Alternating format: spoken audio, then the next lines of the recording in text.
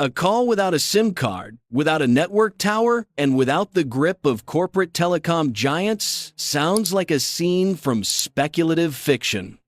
Yet in Namibia, it became real through the work of Simon Petrus, a young inventor who turned discarded wires into a gateway to freedom.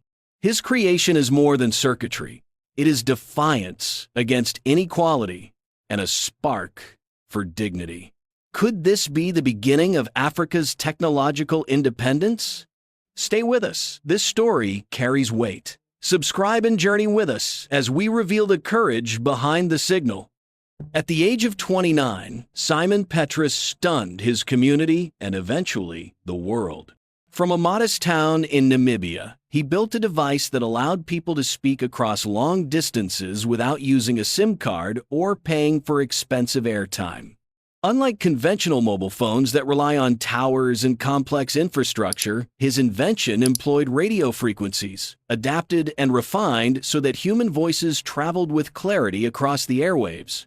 To many observers, it looked like an improvised box of wires, yet its impact was profound.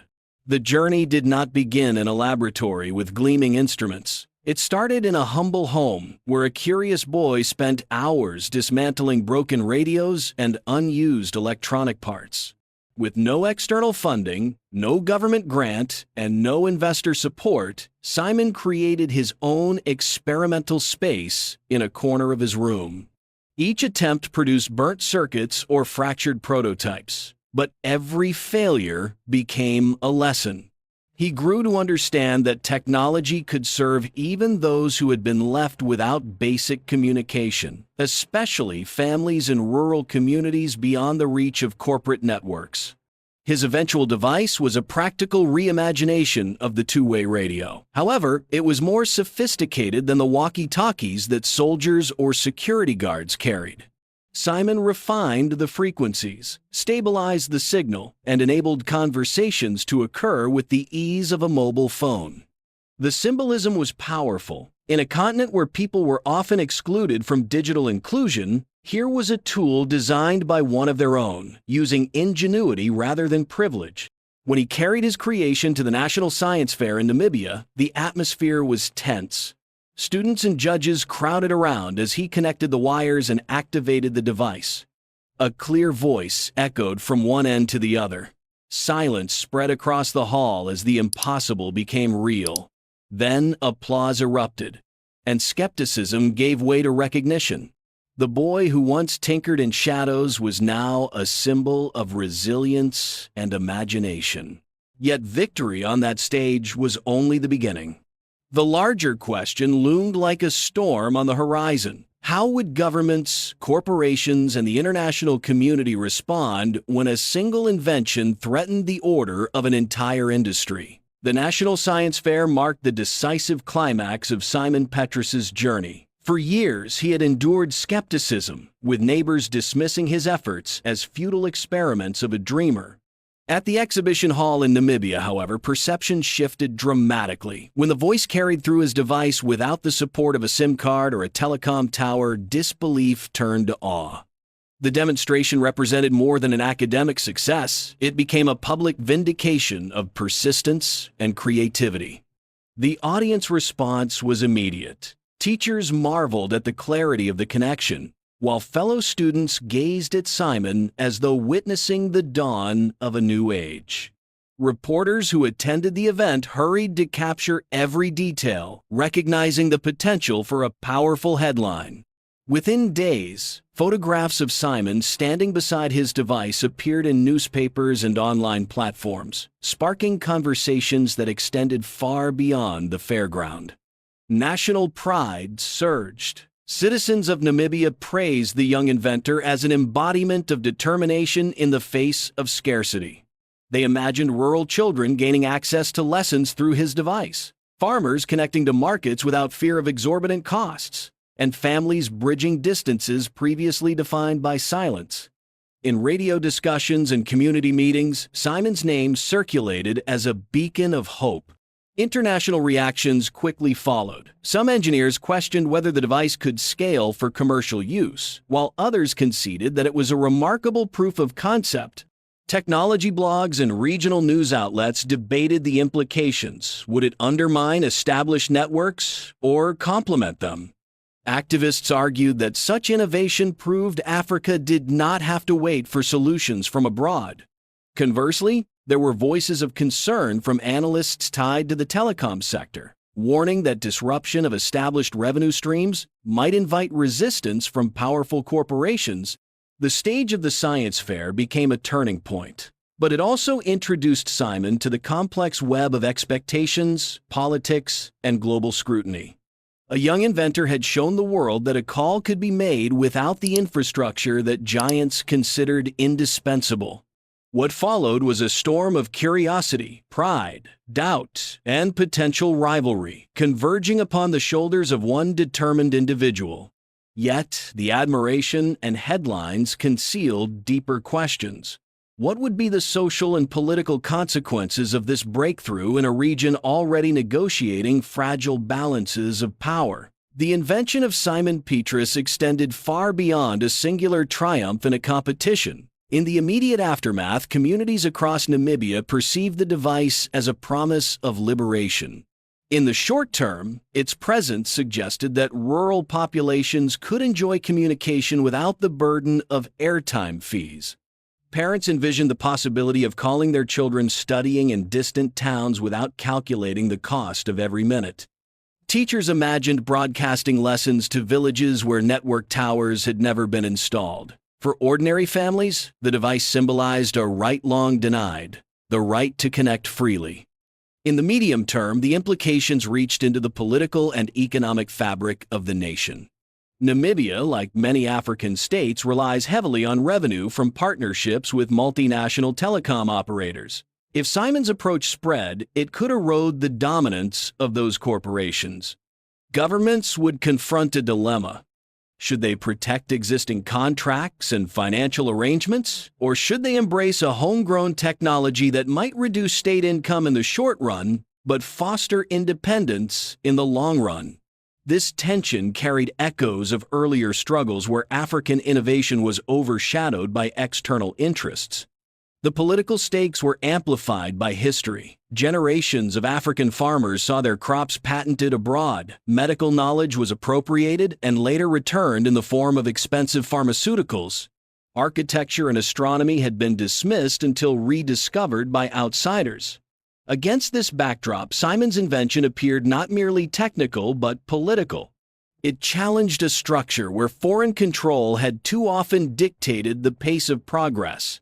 Local commentators noted that if the device became widespread, it could alter the distribution of power in society.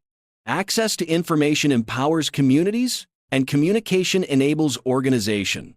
Leaders aware of this dynamic might welcome the technology as a unifying tool, or fear it as a potential source of dissent. The prospect of unregulated channels also raised questions about security and state oversight. As the debate unfolded, regional outlets drew parallels with other moments of technological awakening. Articles in DRC News, for instance, reflected on how neighboring countries might view Namibia's sudden prominence in grassroots innovation. Was this a singular achievement, or the first spark of a continental movement that could redefine African communications? Yet for all the discussion, one question persisted unanswered. How would the global community, with its conflicting interests and alliances, respond to a disruptive technology arising from such unlikely circumstances? Reactions from beyond Namibia soon illustrated the layered complexity of Simon Petrus's achievement. The African Union issued statements praising the inventive spirit, framing it as evidence that the continent could develop its own answers to long-standing communication barriers. Regional bodies such as ECOWAS highlighted the importance of nurturing local talent, suggesting that future policies should provide funding and infrastructure to support innovators who often work in obscurity. In Europe, commentators expressed measured curiosity. Certain policymakers spoke of potential collaborations, while others wondered whether the device might undermine regulatory structures built around conventional telecoms. The duality of admiration and apprehension underscored how disruptive innovation often provokes contradictory emotions. The United States responded with cautious analysis. Technology analysts argued that if such devices were refined and adopted widely, they could challenge the prevailing business models of global telecom operators. Legal experts considered how intellectual property claims might be constructed or contested if foreign corporations sought to replicate the design. Meanwhile, media outlets reported the story with a mixture of fascination and skepticism, uncertain whether it represented an isolated marvel or the seed of systemic change. On continental platforms, commentators linked the invention to broader narratives of renewal. Publications such as Africa Today describe the breakthrough as a symbolic rejection of dependency, portraying Simon as part of a generation determined to break cycles of external control. The tone was not merely celebratory, but also defiant, positioning African ingenuity as a force that demanded recognition. Yet even as praise accumulated, uncertainty lingered. Would international support reinforce the young inventor's vision, or would external pressures dilute its transformative potential? The invention of Simon Petrus now stands at a crossroads. The device has already proven that communication without a SIM card is possible, but its ultimate destiny remains uncertain. One scenario suggests that supportive governments and communities could nurture the idea into a widespread technology, granting millions of Africans affordable access to connection. Such a path would allow schools, clinics, and households to thrive with newfound opportunities. Another scenario imagines stagnation. Without funding, mentorship, or protection, the device might remain a singular curiosity, remembered only as an inspiring anecdote rather than a practical tool. History offers too many examples of African ingenuity that never reached maturity due to neglect or suppression. The most troubling possibility is appropriation. If external corporations seize the design, refine it, and release it under their own banners, the cycle of exploitation would repeat once more. In such a case, the continent would again witness its creativity exported for profit elsewhere. Amid these scenarios, one truth is clear. Africa possesses the capacity to define its technological destiny. The path forward requires collective resolve, policy frameworks that protect inventors, and communities willing to champion their own. Simon's work symbolizes more than a device. It is a call for sovereignty, dignity, and the refusal to be silent. Yet the future cannot be written by one man alone.